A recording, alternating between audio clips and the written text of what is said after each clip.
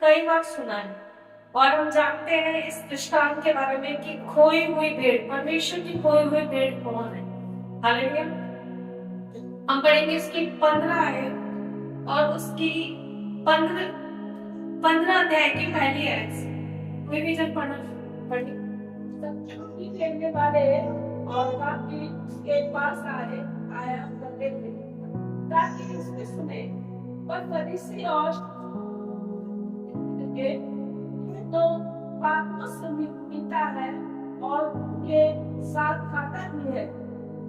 तब उसने शाम कहा, तुम में से कौन है जिसकी 100 भेड़ें हो और उनमें से को काटे? 99 को जंगल में छोड़कर कोई उनको जब तक मिल न जाए खोजता ना रहे, और जब मिल जाती है तब वह बड़े आनंद से उसे कंधे पर उठा लेता और घर में आकर मित्रों और पड़ोसियों को इकट्ठा करके कहता है, मेरे साथ आनंद करो, ये मिल गई है। मैं तुमसे कहता हूँ कि इसी रीति से एक मन फिराने वाले के विषय में भी स्वर्ग में उतना उदाहरण होगा जितना कि 99 ऐसे धर्मियों के विषय में होता जिन्हें मन फिराने की आवश्यकता नहीं। हालेलुया। यहाँ पे हम दृष्टांत पढ़ते हैं खोई हुई भेड़ों का दृष्टांत, जहाँ पर तो चुंगी लेने वाले, उस समय में जो चुंगी लेने वाले होते थे वो टैक्स लेने वाले होते थे और वो टैक्स लेते थे। और उस समय में टैक्स लेना बड़ी शर्म की बात हुआ करती। हालेलुया। तो जब वो चुंगी लेने वाले पापी उसके पास आया करते थे, किसके पास आया करते थे? यीशु मसीह के पास आया करते थे। तो अब ये जो व्यक्ति है, ये उस समय के लोगों के मतलब उन लोगों के सामने भी ये लोग पापी हुआ करते थे। हालेलुया। चुंगी जो लेते थे, टैक्स जो लेते थे, कर जो लेते थे, वो पापी हुआ करते थे। और ये सब व्यक्ति किसके पास आते थे? यीशु मसीह के पास। हालेलुया। हम जब भी वचन पढ़ते हैं और चीजें देखते हैं कि यीशु मसीह के पास कोई भी नॉर्मल इंसान नहीं आया करता, कोई भी पैसे वाला धनवान नहीं आया करता, ठीक ठाक व्यक्ति नहीं आया करता। यीशु मसीह के पास लोग आते थे ऐसे जो दुखी होते थे, मन से दुखी होते थे, जिंदगी में दुखी होते थे, बहुत सी परेशानी होते, बीमार होते थे, है ना। वो बहुत सी चीजों में से घिरे होते थे। कभी भी कोई भी व्यक्ति उसके पास दुखी ही आया, कोई सुखी नहीं आया। हालेलुया। और ये भी एक वजह होती थी क्योंकि परमेश्वर ऐसे लोगों के लिए आता। हालेलुया। परमेश्वर ने कहा कि वैद्य और हकीमों को किसकी जरूरत? उसकी जरूरत नहीं है। हालेलुया। जो खुद अपना इलाज कर सकते हैं वो उनको नहीं, यीशु मसीह की जरूरत नहीं। परमेश्वर उनके लिए है जो बीमार, जिन्हें जरूरत है, जिन्हें सहारे की जरूरत है, परमेश्वर ऐसों के लिए है। तो यहाँ पर भी कहता है कि कुछ पापी और कुछ करने वाले उसके पास आए और फरीसी शास्त्री कुड़कुड़ाकर कहने लगे कि यह तो पापी से मिलता है और इनके साथ खाता पीता। हालेलुया। उस समय के जो लोग होते थे, जो याजक होते थे, जो याजक समाज के होते थे, फरीसी लोग होते थे, वो लोग आपस में कुड़कुड़ाते थे। जब भी यीशु मसीह लोगों से मिलता था, बातें करता था और उनके साथ रहता था, जिन्हें यीशु मसीह की जरूरत होती थी, तो वो लोग कुड़कुड़ाते थे कि वो इस व्यक्ति के साथ है, वो इस व्यक्ति के, वो ऐसे लोगों के साथ रहता है, वो इतने नीच लोगों के, वो कुछ छोटे लोगों के साथ रहता है। पर परमेश्वर उन्हें हर समय एक बात से सिखाना चाहते थे, एक दृष्टांत से सिखाना चाहते थे कि ये लोग भी आपके जैसे हैं। हालेलुया। हम जब देखते हैं सामने स्त्री का दृष्टांत, वो भी पापी थी, वो भी बहुत छोटे जाति की थी, पर यीशु मसीह ने उसके पास जाकर पानी पिया। हालेलुया। तो परमेश्वर छोटे इस्तेमाल करता है। परमेश्वर आज बहुत बड़े लोगों को इस्तेमाल नहीं करता। ये मीटिंग कराना ज्यादा बड़ी बात नहीं है। परमेश्वर हो तो बड़े लोगों को चुन सकता है, पर परमेश्वर सोच के देखिए आपको हमें क्यों चुनता है, क्योंकि इसमें भी परमेश्वर की योजना होती है। हालेलुया।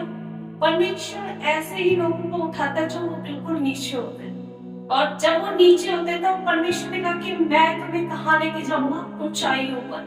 उन शिखरों को जिन्हें तुम सोचते समझते नहीं हो।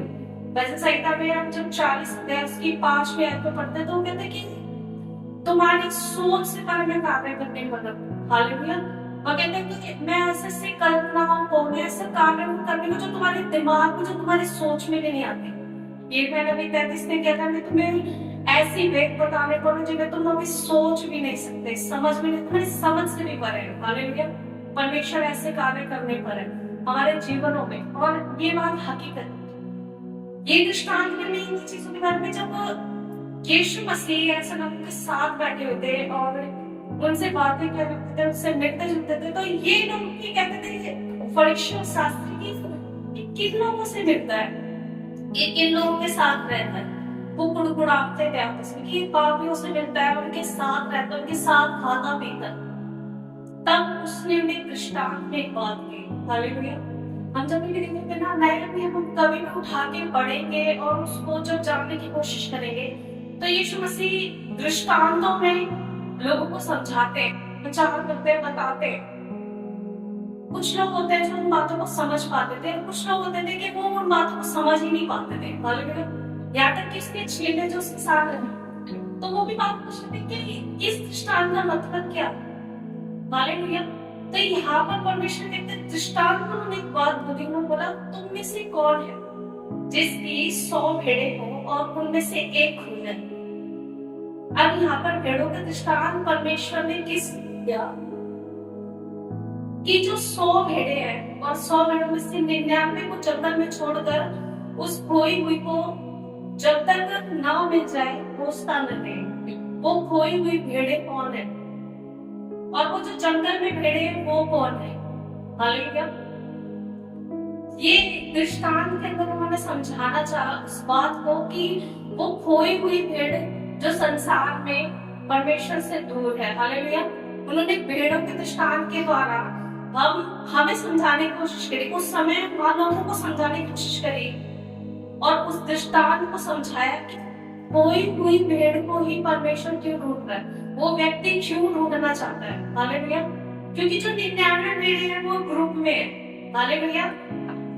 परमेश्वर के लोग इस भवन में है, जितने यहाँ पे जितने भी लोग बैठे परमेश्वर के भवन में एक झुंड में है, परमेश्वर की प्रोटेक्शन में। हालेलुया। यहाँ पर ऐसे कोई ऐसे भी जन है जो आज यहाँ पर एब्सेंट है, एब्सेंट है, पर परमेश्वर को ऐसा नहीं कि इन भेड़ों की चिंता नहीं, परमेश्वर को इनकी चिंता है और परमेश्वर ने अपने प्रोटेक्शन में रखा भी है। पर परमेश्वर को इन सबसे ज्यादा उसकी चिंता है जो उसके पास अभी नहीं है। हालेलुया। कहने का मतलब ये है कि वहां पर यीशु मसीह इस दृष्टांत से सिखा रहे हैं कि जंगल में जो भेड़ को छोड़कर वो एक भेड़ के पीछे इसलिए गए ताकि वो नाश ना हो, ताकि भेड़ यदि वो व्यक्ति किसी गलत हाथों में ना पड़े, किसी गलत इंसान व्यक्ति के हाथ में पड़े। क्योंकि हम जब यूं की किताब पढ़ते हैं वहां पर साफ हमें बताता है कि जो शैतान है वो बाहर है ना, वो स्वर्ग में नहीं रहता, वो परमेश्वर के पास रहता। वो कहाँ पर फेंका गया जब उसने पाप किया, परमेश्वर के विरुद्ध कार्य, तो उसे कहाँ फेंका गया था? उसे धरती पर फेंका गया था। हालेलुया। और अय्यूब की किताब में बात बड़े अच्छे लगते, जब आप पढ़ते तो कहता है कि मैं पर डोलता फिरता रहता हूँ। हालेलुया। वो कहता है, शैतान इस बात को कहता है, परमेश्वर पूछता है कि तू कहाँ से आता है? कहता है मैं पृथ्वी पर डोलता फिरता रहता हूँ। हालेलुया। तो अगर आप जाके देखोगे संसारिक लोगों में भी अगर चीजों को देखोगे, कभी भी कोई भी नाश करने, कोई व्यक्ति तो नॉर्मल है जो परमेश्वर नहीं जानता वो उसे नहीं छेड़ेगा। हालेलुया। पर जो परमेश्वर के वचन और उसके सामर्थ्य और उसकी बातों को जानता, मनन करता है, वो उस पर अटैक करता है। हालेलुया।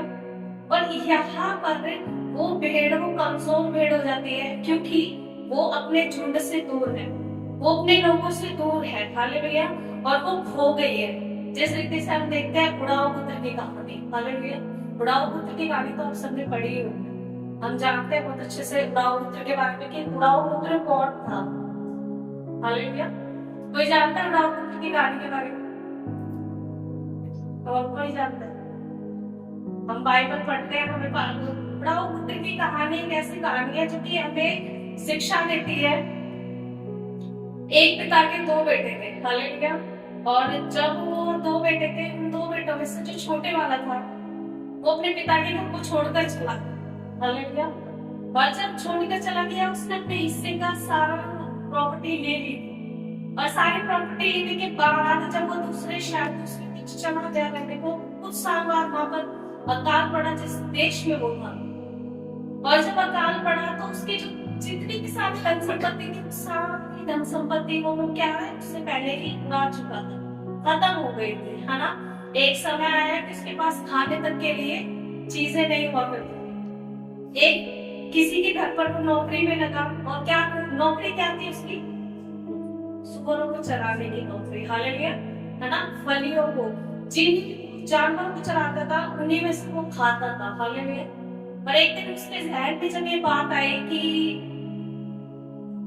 मैं अपने पिता के घर में अच्छे से खाता था, अच्छे से रहता था, नौकर चाकर के सारी चीज, जब उसके जहन में ये बात आई तब वो अपने पिता के पास लौटा और उसके पिता ने उसको गले लगा लिया, हालेलुया। वो पिता की खुशी एक अलग खुशी थी, क्योंकि उसका एक बेटा उसके पास था और वो सही चल रहा था। इसलिए खोई हुई भेड़ों के दृष्टांत इस कहानी से, इस दृष्टांत से रिलेटेड है, क्योंकि एक बच्चा उसके पास था और जो उसका दूसरा बच्चा था जो अपने मार्ग पर अपने रास्ते से भटक गया था, और एक समय आया कि जब वो अपने मार्ग और अपने रास्ते पर आया और उसके पिता ने उसे गले लगा लिया, हालेलुया। और जब उसे गले लगा लिया तो उसके सारे गिले शिकवे, सारी चीजें उससे दूर हो गई। सेम ये चीज यहाँ पर हुई हुई भेड़ों को, जब वो व्यक्ति 99 भेड़ को छोड़कर, जंगल में छोड़कर वो एक के पीछे भागा, और जब उसे मिली तो हम यहाँ पे पढ़ते हैं छठी आयत में, कहता है कि और उस घर में आकर मित्रों और पड़ोसियों को इकट्ठे करके कहता है, मेरे साथ आनंद करो क्योंकि मेरी खोई हुई भेड़ मिल गई है, हालेलुया। वो खोई हुई भेड़ जो मुझसे दूर हो गई थी, मेरे ग्रुप से दूर हो गई थी, आज वो मिल गई है, हालेलुया। क्यों? उस व्यक्ति को उस एक भेड़ की चिंता थी, क्योंकि वो नासमझ थी, हालेलुया। वो बहुत सीधी भेड़ थी, उसे उस समय की उन चीजों की जानकारी नहीं थी, हालेलुया। ऐसे ही परमेश्वर भी हमारे लिए फिक्र और चिंतित रहते हैं, और परमेश्वर में हमें यही चीज सिखाते कि हमें हमेशा संगति में, प्रार्थना में लॉलीन रहना चाहिए, है ना। हमें हमेशा रोटी तोड़ने में, संगति में, प्रार्थना में और एक दूसरे के साथ मिलते जुलते रहना चाहिए, है ना। ये चार चीज हमारे जीवन में, एक विश्वासी के जीवन में ये चार चीजों का होना जरूरी है। एक कुछ रेगुलर चर्च में बना रहे, संगति में रहे, विश्वासियों से मिलता जुलता रहे, और प्रार्थना और विनती में निरंतर क्या रहे, लॉलीन रहे। जब ये चार चीज हमारे जीवन में होगी तो परमेश्वर से हम दूर नहीं हो पाएंगे, हालेलुया। परमेश्वर हमें अपने प्रोटेक्शन और अपने सामर्थ्य में घेर रखेंगे, हालेलुया। ये खोई हुई भेड़ जब खो गई थी और जब मिली तो उस व्यक्ति ने बहुत आनंद किया, आनंद के साथ अपने पड़ोसी, अपने मित्रों से मिलकर उस भेड़ का जश्न मनाया। और 7वें आयत में इस प्रकार कहती है, मैं तुमसे कहता हूँ कि इस रीति से मन फिराने वाले के विषय में भी स्वर्ग में इतना ही आनंद होगा, हालेलुया। जब एक व्यक्ति संसार से निकलकर जब परमेश्वर के सम्मुख आता है और परमेश्वर की बातों को जानता और उसमें बढ़ते रहता है ना, तो उसके विषय में भी इतना आनंद होता है, हालेलुया। जब एक आत्मा बचाई जाती है, जब एक आत्मा बचा कर परमेश्वर के सम्मुख पहुंचती है, तो स्वर्ग में वचन कहता है कि वहां पर स्वर्गदूत आराधना करते हैं, आनंद मनाते हैं, क्योंकि एक आत्मा बचाई गई है, हालेलुया। परमेश्वर में एक आत्मा बचाई गई, वो सेफ हो गई है, और इतना ही आनंद मिलता है जितना कि इस एक भेड़ के मिलने पर होता है, हालेलुया। तो परमेश्वर हमें यही सिखाना चाहता है कि हमें परमेश्वर में निरंतर लॉलीन बढ़ते रहना चाहिए, और परमेश्वर हमें हर परिस्थिति में संभालने पर है, हर चीजें करने पर है। अभी पाशा जी बता रहे थे विजय भाई के बारे में कि वो व्यक्ति वो जानता नहीं था, कुछ समय ही हुआ है और उसने इतना बड़ा कार्य खुद अकेले हाथ किया। क्यों किया? परमेश्वर ने उसे चुन लिया, हालेलुया। और परमेश्वर ने जब उसे चुना तो अपने रूप में, अपनी समानता में परमेश्वर से तैयार करने लगा, हालेलुया। तो इस परमेश्वर हमारे मनों को, हृदयों को बदलने की सामर्थ रखता है। आज हमें बहुत बड़ी गवाहियां सुनने को मिलती है, बहुत बड़ी बड़ी गवाहियां सुनते हैं ऑनलाइन ऑफलाइन कई लोगों से प्रार्थना जब हम देखते हैं ना, तो ऐसे जब विश्वासी लोग जब मिलते हैं तो वहाँ पे भी कुछ ऐसी गवाहियां टेस्टिमनी होते हैं कि उनका जीवन इस तरीके का। मैंने एक यूथ के बच्चे की, एक भाई की गवाही सुनी थी और मैं उसकी गवाही सुन के हिल गई। मैं गवाही सुनी इसलिए क्योंकि जब हमारी टीनेज लाइफ होती है, जब हमें एक बाल अवस्था में होता है, तो हर तरह की संगति हमारे साथ होती है, अच्छी भी आती है, बुरी भी आती है। और उस भाई की गवाही ये थी कि मेरी संगति इतनी बुरी थी कि मैं बिना गालियों की बात नहीं करता। मेरा जो 4 जन्म का बड़ा बुरा था, और जब मैंने परमेश्वर को जाना, परमेश्वर को ग्रहण किया, उसके बाद वो 3-4 साल के लिए बाइबल कॉलेज चला गया। हालेलुया। और जब वो बाइबल कॉलेज से आया तो उसका जीवन बिल्कुल तब्दील हो गया। हालेलुया। कहने का मतलब ये है कि अच्छी संगति बुरी संगति अच्छे चरित्र को बुरा करती है, और उसी प्रकार से अच्छी संगति बुरे चरित्र को अच्छा कर देती है। हालेलुया। इसीलिए परमेश्वर अपने लोगों के बीच में इन बातों को रखते हैं और इन बातों को सीखते, मनन करते हैं। और ये जो खोई हुई भेड़ थी, ये कोई और नहीं, आप और मैं ही थे। हालेलुया। ये खोई हुई भेड़ वो हम थे, क्योंकि हम अपने पुराने चरित्र में, पुराने जीवन में खो चुके। पर परमेश्वर ने हमें उस जीवन से निकाल कर एक ये जीवन दिया जिसमें आज मैं और आप बैठे हैं। आज हम यहाँ पर जुड़े हैं। हम अलग अलग जगह से हैं, हम अलग अलग लोगों से हैं, क्योंकि हमारे परिवार एक नहीं थे, पर आज हम मसीह में एक हो गए। हालेलुया। क्यों हो गए? क्योंकि परमेश्वर की ये योजना थी। परमेश्वर कभी भी ऐसे कोई कार्य नहीं करते जिसमें परमेश्वर की कोई प्लानिंग हो। परमेश्वर कहते हैं कि कोई भी ऐसी बात जो हो रही है या जो होने वाली है, वो किसी न किसी चीज से कनेक्ट करती है। हम वचन को पढ़ेंगे, वचन को सीखेंगे, हम ऐसे बहुत सी चीजों को यहाँ पे पढ़ेंगे ना, तो हमें पता लगेगा कि हमारी जिंदगी फिजूल नहीं है। हमारे लिए एक समय रखा गया था, एक निर्धारित समय पर परमेश्वर हमारे जीवन में वो कार्य, वो चीजें देने पर परमेश्वर कहते हैं कि वो तब होगा जब आप रेगुलर बने रहोगे। हालेलुया। इस पर वचन के द्वारा परमेश्वर से आशीष करे।